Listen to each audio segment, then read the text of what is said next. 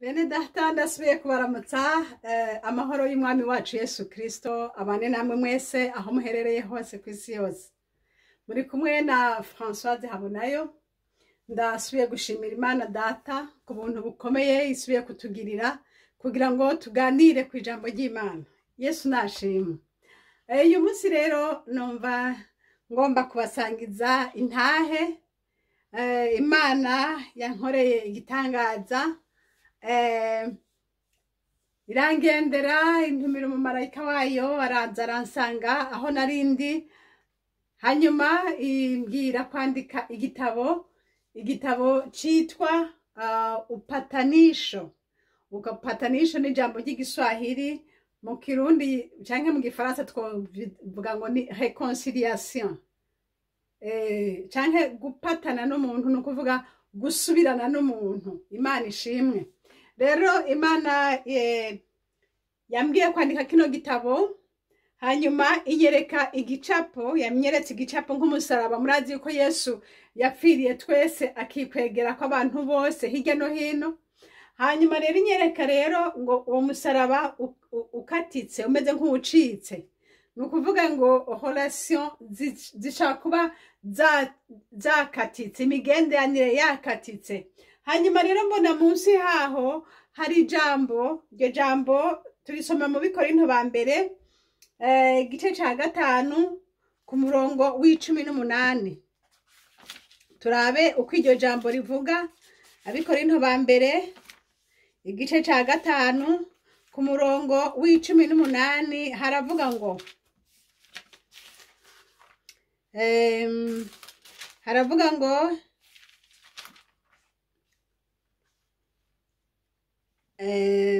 Abikorinto ba kabiri, mumbabarire, Abikorinto ba kabiri igice ca 5 ku murongo w'18 turasoma mu izina rya Yesu Kristo. Haravuga ngo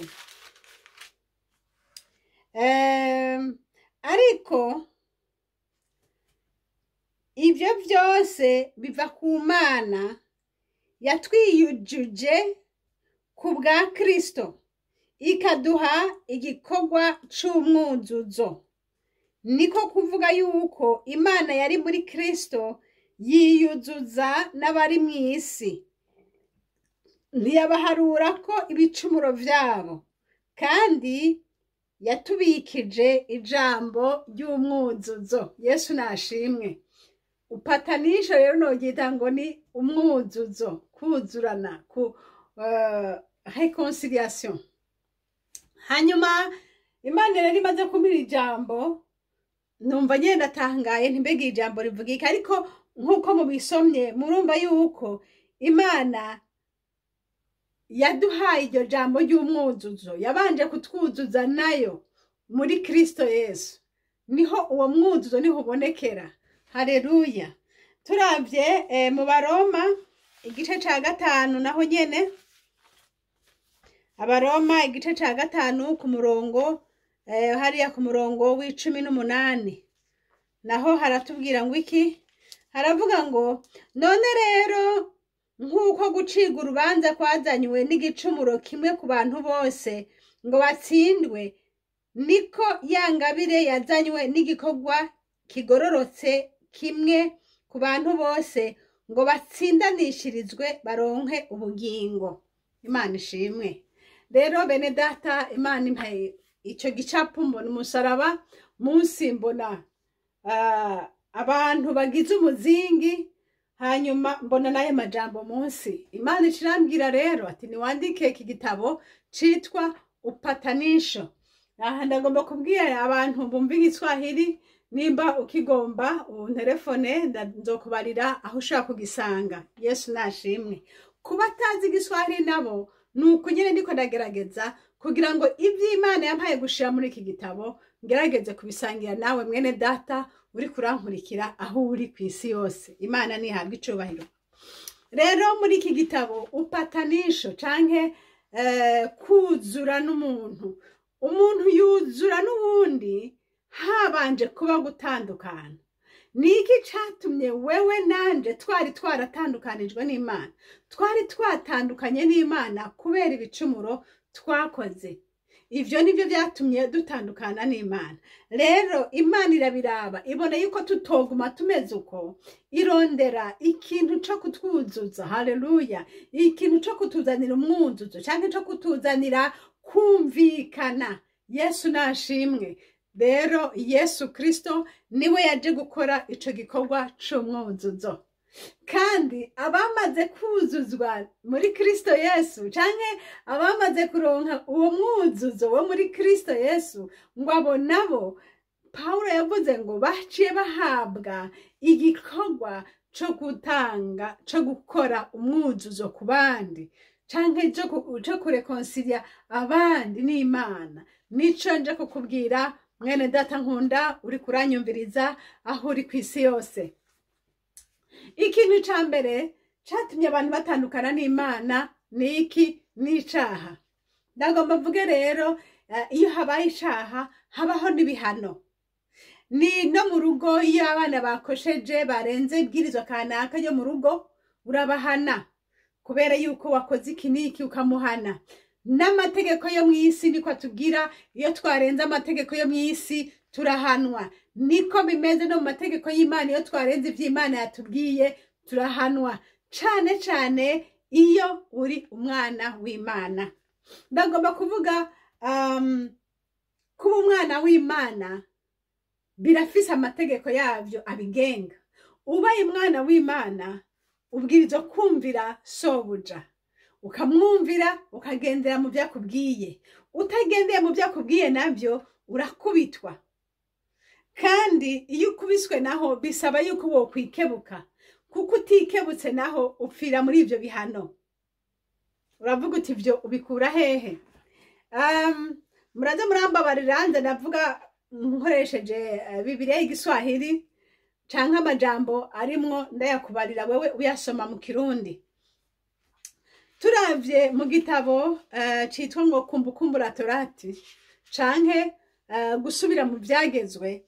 Gusubira mu vyagezwe hariya ku murongo ku gice ca 28 hariho imirongo itubwira ijambo ry'Imana ryavuze ribwira abana b'Abisirayeli bariko barabwirwa ngo muze mwitondera ivyagezwe vy'Uhoraho, ngo muvyitonde. Nimutavyitondera naho muzoshikwa nibi nibi nibi nibi. Nkubwire mwene data yuko ico gihe wewe nanje ntitwari turimwo, siho twari turi, ariko ayo majambo yanditswe kuko ari amajambo yahumetswe n'Imana, ni nk'icapa canke ni nk'icete candikiwe abantu bose bagenda bakurikira Kristo Yesu. Niba uba uri umuntu w'Imana ugendere mu Mana neza, niyo bitabuko igihano c'Imana kirakurindiriye. Ntikikurindiriye kuri wa munsi w'urubanza, oya, aho nyene uri, kuko ab'Imana ikunda ibahana batarashikira hariya, kugira ngo bikunde bikosore batarashikirwako n'urubanza. Yesu nashimwe. Imana yabwiye rero ubwoko bwayo, irababwira ati muze mwame mwitondera ivyagezwe vyanje, mugendere mu vyagezwe vyanje. Ati bitabaye gutyo naho, ati nzobarungikira ingwara, ati nzobarungikira. Muravye hariya ku murongo wa 28, igice ca 28 ku murongo wa 29 havuga ngo, ndabivuga mu Kiswahili ntaco, ngo utakwenda kwa kupapasa papasa mchana kama apapasavyo kipofu gizani, ngo uzogendera kabakaba nka kwa kundi impumyi igendera kabakaba, kandi uzokabakaba ku murango. Ngo wala hufanikiwi katika njia zako, kandi ivyo uzokora vyose nta na kimwe kizotumbera. Nawe siku zote utaonewa na kutekwa nyara, wala hapatakuwa na mtu wa kukuokoa.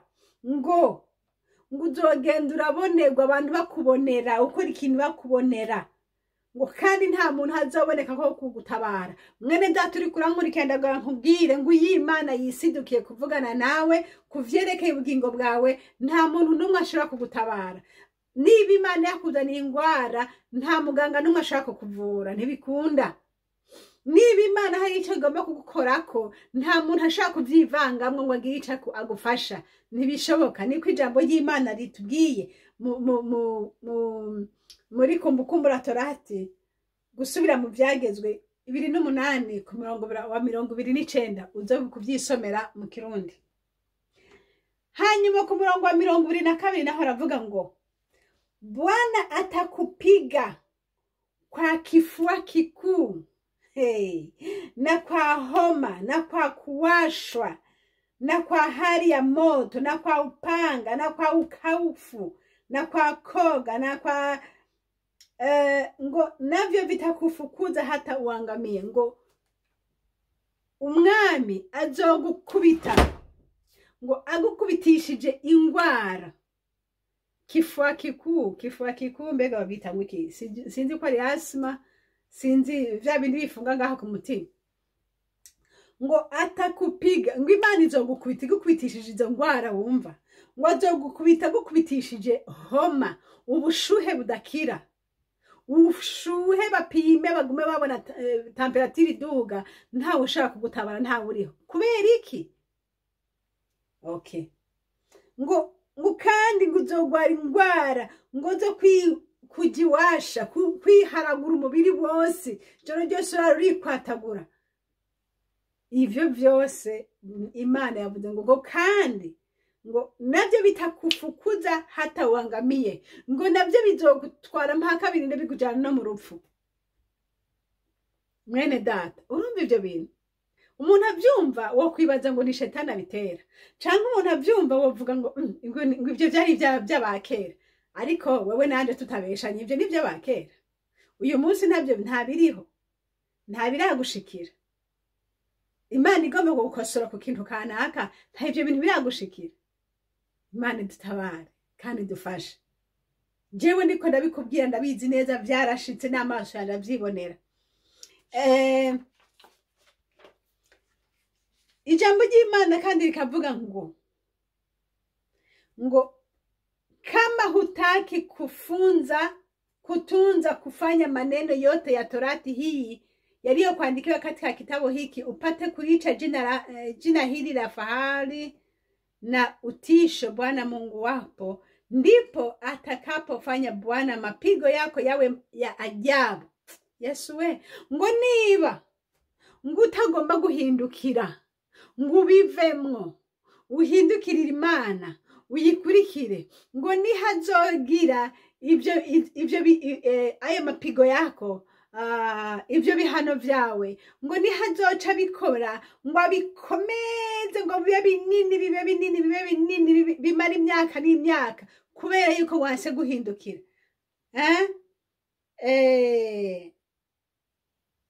Ngo ndipo atakapofanya Bwana mapigo yako yawe ya ajabu. Urumva? Na mapigo ya uzao wako, mapigo makubwa kwa kweli ya kudumu. Ngo ingorane nini zitavaho. Ngo na magonjwa mazito ya kudumu sana. Ngo na ingwara zikomeye cyane zo kugumaho kabisa. Yesu mwami, umvira ijambo rirambabaje cyane. Ngo niba udashaka guhindukira, ngo Imana izobikomeza mpaka. Ariko Imana ni Imana y'inyabuntu, ni Imana y'inyembabazi, ni Imana y'inyakigongwe. Yemtumye kwandika kino gitabo kugira ngo kigufashe, kikugurura amaso, ubone ubuzima tubaho muri iyi si ingene bumeze. Ubu buzima turimo nk'abana b'Imana n'ubuzima bufise sheria, n'ubuzima bufise amalwa. Ubuzima bwo mu Mana n'ubuzima bufise amalwa. Nimba ubuzima bwo misi bufise amategeko, n'ubuzima bwo mu Mana buri n'amategeko. Niba utarubizi inshuti yanje, ntega amatwi, kumbure Yesu aragomba kugira kubwira. Haleluya. Imana yacu ni Imana y'ubuntu, ni Imana y'imbabazi. Ikigomba igomba kuhindukira gusa, nawe ukava muri ibyo byago urimo. Ku murongo w'8, Kumbukumbu la Torati 28, ku murongo w'8 n'uw'9 ayo majambo duheje haruguru yari kuri 58 na 59. Hanyuma ngo muri 89 ngo Bwana ataiamuru baraka ije juu yako katika gara zako na mambo yote utakayotia mkono wako, naye atakubarikia katika nchi akupasayo Bwana Mungu wako. Bwana atakuweka uwe taifa takatifu kwake kama alivyokuapia. Aha naho tubonye ngo iyo umuntu yihanye ngo Imana niwagendera mu nzira y'Imana ugakora ivy'Imana igomba, ngo Imana nayo ngizocizana baraka yake iwe juu yako, ngo umugisha w'Imana nawo uzocuza ube hejuru ube kuri wewe. Yesu nahabwa icubahiro.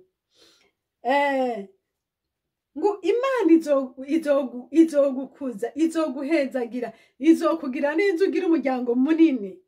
Yesu nashimwe. Kwa murongo wa 13 ngo Bwana atakufanya kuwa kichwa wala si mkia, nawe utakuwa juu tu wala huwi chini, utakapo sikiza maagizo ya Bwana Mungu wako nikuagiza hivi leo kuyaangalia na kuyafanya. Ngo niyo wakurikiza ibi ndiko ndakubwira ijambo ry'Imana, ukagenda witondera ijambo ry'Imana, w'Imana nayo wizoguhezagira. Nuko bimeze. Mwene data uri kurankurikira nyumviza ndakubarire, data wa twese ahoraho yantumye kwandika igitabo iki yaragomba kugira ngo niwagisoma ubugingo bwawe buze buhinduke. Ubugingo bwacu buhindurwa n'iki? Buhindurwa n'ijambo ry'Imana, buhindurwa n'Imana, buhindurwa n'imigenderanire yatwe n'Imana. Iki gitabo ni igitabo cyo kugufasha ngo usubirane n'Imana, upatane n'Imana, wongere wuzure n'Imana. Haleluya. Kubera yuko ibi byose tubona bibi muri iyi si, yaba ibyo tubonesha amaso, data wo mwijuru ni wabigaba, n'ibyo tutabona data wo mwijuru ni wabigaba. Imana ifise ububasha bwo kuvuga ati izi saha ubuzima bwawe buhinduke, kandi burahinduka. Wari hejuru cyane nka Nebukadineza ugacumanuka hasi ukaja kurara n'ibikoko mw'ishamba. Niko bimeze. Imana niyo kwizigirwa, Imana niyo guhindira agashitsi. Ukabona umuntu yiduza ku Mana, ukabona umuntu adahindira agashitsi Imana, uyo muntu uze umwigirwe kure. Ntazo hava gukwegera mu kutumvira Imana, kuko kutumvira Imana birimo akaga kabi cyane. Umunshuti uri kurankurikira aho uri hose, wige gutinya Imana, wige kubaha Imana. Akanwa kawe ukigishe kuvuga Imana neza no kuyihesha icubahiro. Ariko ukumva umuntu afise akanwa ko gutuka Imana, afise amajambo y'amarogotano, umwigirwe kure, kuko igihano c'Imana ntikiri kure yiwe. Kandi Imana iraguhana niba wabibona canke ntubibona, ushaka kutabibona. Benshi bashobora kuba bari mu gihano ariko amaso yabo ntabibone. Nkuko Bibiliya yabivuze ngo ngo mutaka katika kuonewa. Ugasanga urakora ibintu ariko ntibitera imbere. Ugasanga wewe wari umuntu ukwiye kuba uri hejuru cyane, kubera yuko ufise ubutunzi bwinshi ariko bwa butunzi ntagenda kimufise. Ugasanga ufise amazu 4-6 ariko ugasanga amafaranga ntayibona. Ugasanga ufise amashure menshi cyane ariko amafaranga ntayibona. Ugasanga ibintu byose byasa nkaho umenga birakayangana ariko barabindana ugasanga nta kirimo. Kubera iki? Kubera Imana yashize mu mukono wayo. Kandi ntiyashize mu mukono wayo kubera ikwanka, ariko nuko igukunda. Igomba kuhindukira ukayihindukira n'umutima wawe wose, ukavuga uti wa Mana wambabarira naracumuye, ukayigarukako maze n'ivyabo byose navyo bikagaruka. Patana na Mungu ndugu yangu. Subirana n'Imana.